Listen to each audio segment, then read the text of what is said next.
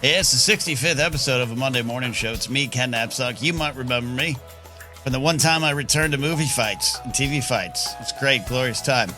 I'm still here. Thank you for being here. This is a show in which I look ahead to my week and find out what's there for me. Maybe we all can connect with that, grow with it, change with that. I don't know. Figure that out.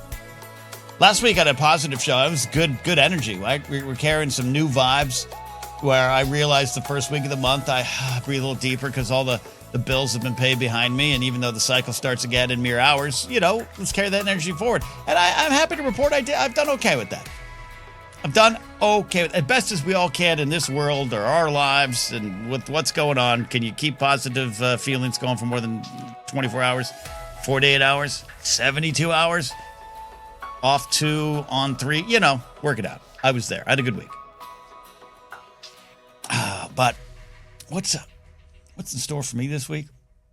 I think you're experiencing the lesson.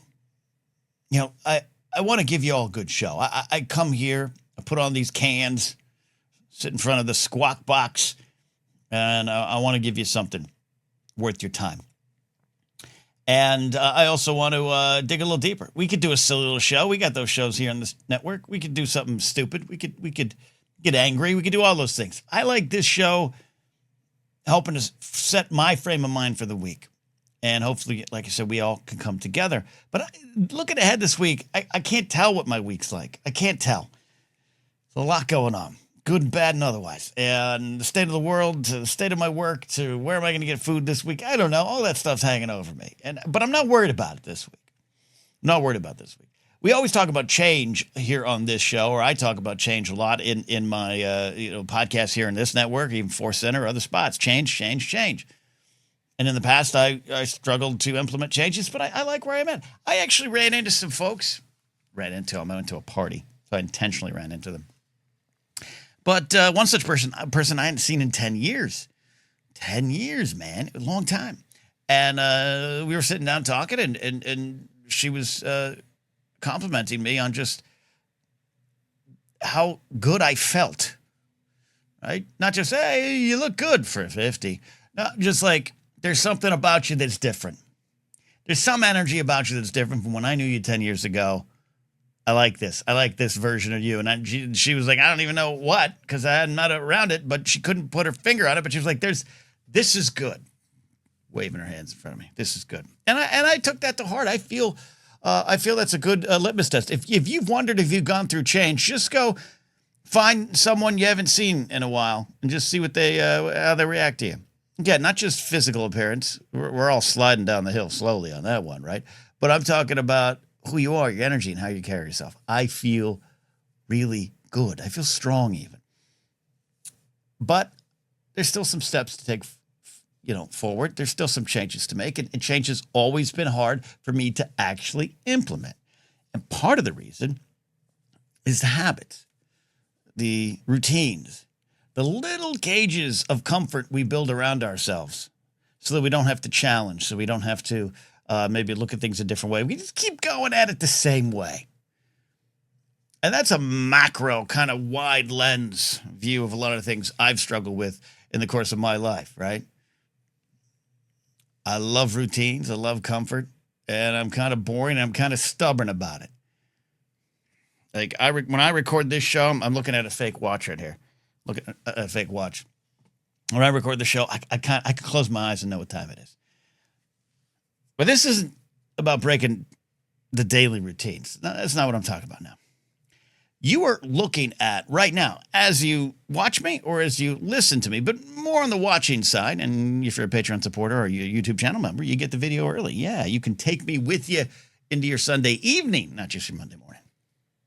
But if you're watching this, you're actually watching someone who has implemented a little piece of change, and it may have solved some of his problems. If you've been listening to me for a bit, you have known or have heard or have felt the struggles and pain that I've been going through about some of my technical stuff. And then on this show, just a few episodes ago, I talked about how the tech problems on some of my internet, my camera, this and that, the little crackling sound I've had on my video audio, it's all kind of emblematic of a larger problem, something I've dealt with since, probably the dawn of my time, but definitely since I was like 18, 19 years old when it comes to my creative pursuits. Always feeling like the second best, always feeling like the one that looks and sounds the worst. Not that I'm bad, but the stuff around me, and that I can't face it, and I can never concentrate enough or figure out the tech side. And I talked about how big it was. Go if you missed it, there, just remix it. You don't even have to go back. Don't even go back. So there was a simple little fix. And at the time of this recording, I don't know if it's fixed anything because I haven't gone live since I've changed things up. But I've recorded now a couple episodes. And it seems to have solved some of the problems I was having with my maybe camera and computers and all the cords talking to StreamYard and talking to StreamYard through Google. Now, StreamYard and Google both tell you we're the best for each other. StreamYard works best with Google Chrome, and Google Chrome, we're the ones that handle StreamYard the best. And in fact, they got some things, when you're on that browser, StreamYard has a couple other little bells and whistles that aren't present in the other things. A couple weeks ago, while producer Steve and I were kind of troubleshooting some of the things, the thought was, hey, let's try FireFox. Let me go to another browser. And it just, something didn't seem to work. And I backed off of it. The reason I backed off of it is I just don't use FireFox. I used to back in the day, back when Mozilla's FireFox showed up and a little foxy, fiery logo. It was like, oh, this is cool. I use NetZero to get my internet. I'll use this FireFox to search the web. Nuts to you, Ask Jeeves. But I don't use it now. And I'm a Google Chromer, and I'm not here to support, to champion Google as a corporation.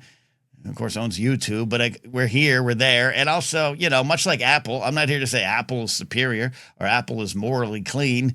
I'm just saying I like to use Apple products now because I like the connectivity. I like having this song gets downloaded here and I can access it there. And I know maybe other ways I can do it, but I'm dumb and this is easy. Google Chrome and Google is that for me too. Email, calendars, everything. Google Drive. Businesses are run on Google. That's what they want, and that's the danger. So when the idea was, hey, switch to FireFox, internally, when it didn't seem to work the first time we did it, I was like, okay, that's good. That's good. And the reason it's good is I don't have to change. I don't have to just do a little bit of a change up with my routine. Now, no one's suggesting that I have to switch all my searches to Firefox, or that I can't use my emails and drives and everything connected with Google. I can still use Google. It's up right now.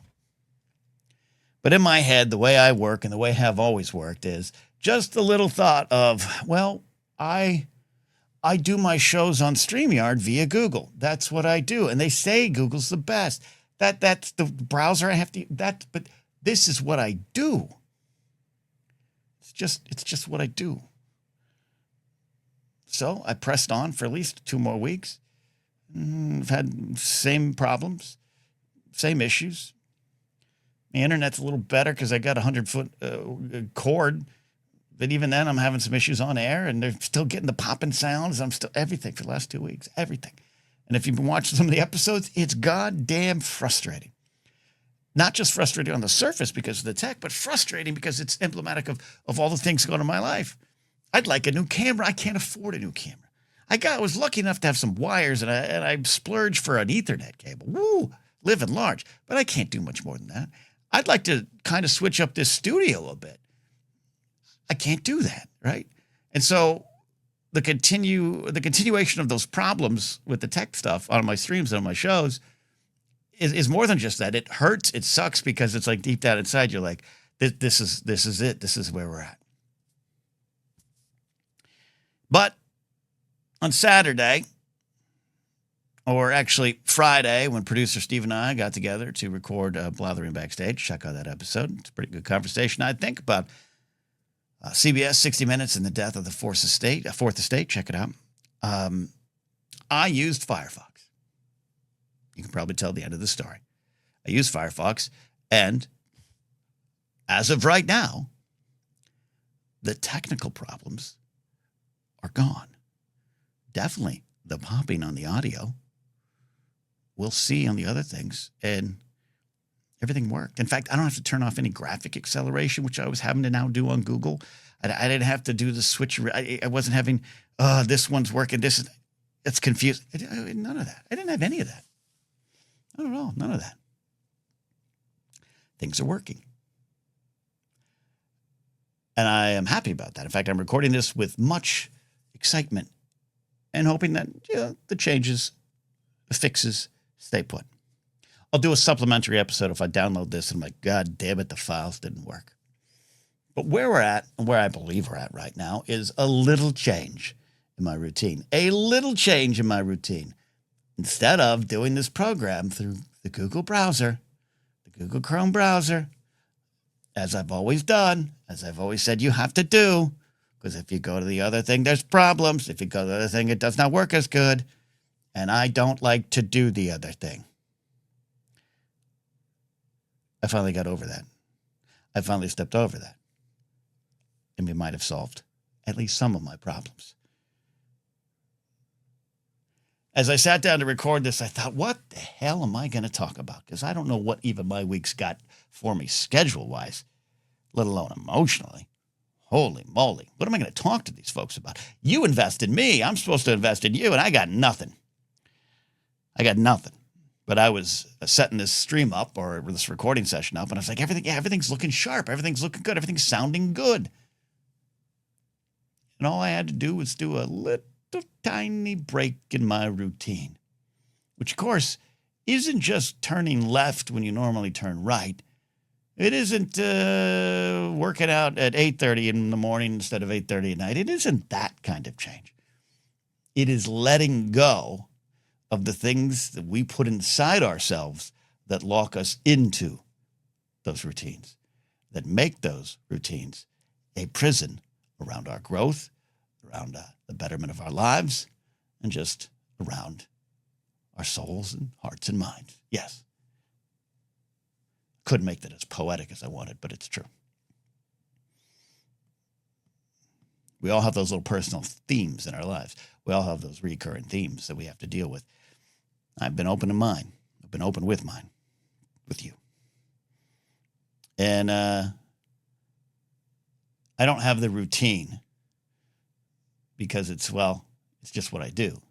I have the routine because I'm, always baked in a little fear. Always baked in.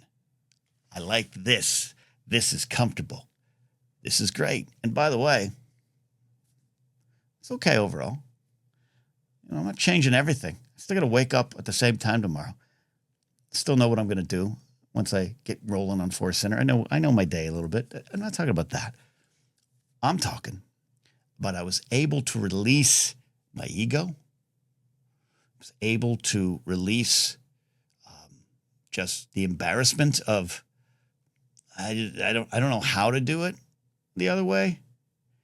I'm afraid to do it the other way. Or like I said, the ego of it all. If someone says, why don't we try this? And you say, I know the answer. Don't worry about it. No. I got this. Don't worry about it. And that's what keeps us trapped. And that's what keeps us from finding the solutions that we need. I think it's going to hold. I think I've solved some of the problems. We'll see on a live stream. The internet in LA just sucks. That I might have to live with.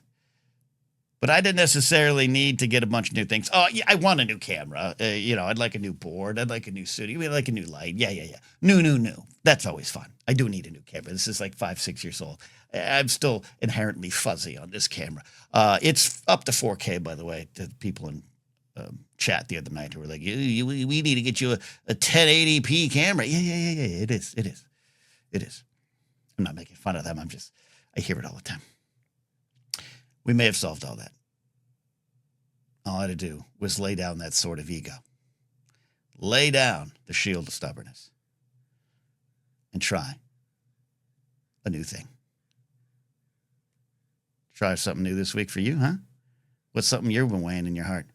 What's something you need to let go of in order to maybe find the solutions you need? Check back in and tell me. We're going to have a good week. We're going to have a good week. Say it out loud. Own it. We're going to have a good week. Thanks for supporting on Patreon. Really need it. Really appreciate it. Really love you for doing that. Thanks for becoming a YouTube channel member if that's something you've done. Thanks for hanging out with us on the Blathering Live. We'll see you next time. Sip that coffee. Bye.